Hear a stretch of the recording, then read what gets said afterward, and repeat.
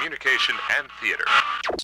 And we're back with our guests from the Bronx Institute, two students and a professor. You teach here at Lehman College. Yes, I do. And you teach education. Absolutely. And when you took over the Bronx Institute, it had a different focus. Tell me about that and how you changed the focus of the Institute. Well, at that time, the Institute was primarily a research institute. And I felt that the Bronx needed an institute that was fully committed to improving education in the Bronx. There were many challenges when I came to Lehman College that the schools in the Bronx faced. In fact, they still do. There was a lot of work to do. And that's what made me, with the support of the president of the college, Ricardo Fernandez, work on a new plan for the Institute that transformed the Institute and made it close to the community. Mm-hmm. Basically, reaching out to the community and providing assistance. Absolutely. Mm-hmm. This is very personal for you. Yes. And I want to talk about that because when I first met you, you told me the whole story about what motivated you to do this. You told me that you were your parents stayed back in Cuba when you were very young. You came by yourself.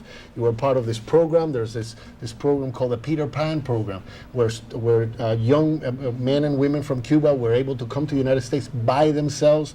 It was sponsored by the Catholic Church, if I remember correctly. Correct. And so you were basically here without your parents, and you tried to enroll in school, and something happened that motivated you to do what you're doing now. Yes, and that is very personal, and I talked to you about it for the first time publicly. Okay. I went to school because that was my dream, to attend school. That's what my parents taught me.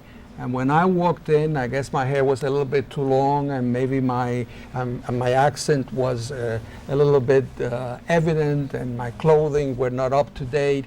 And I went in and I said I wanted to register for school. And they immediately asked me for my mother.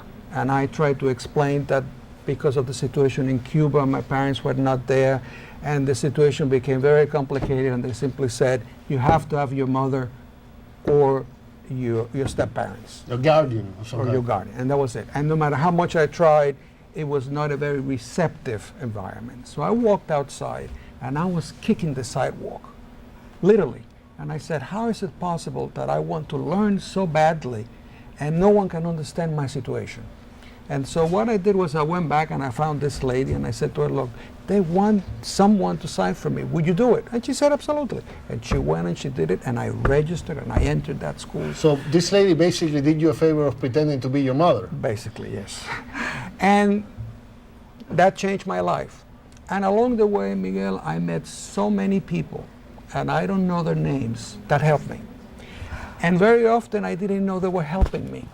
They pointed me in the right direction. Someone said, you know, there's a scholarship down there. Go and find out.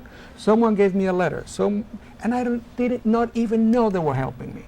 So for me, the Bronx Institute is my way of saying to all those people, thank you. Thank you for everything that you did for me in New York City. Thank you to the U.S. Thank you to all the wonderful people that helped me. Now it's my turn. This is your way to give back. Absolutely.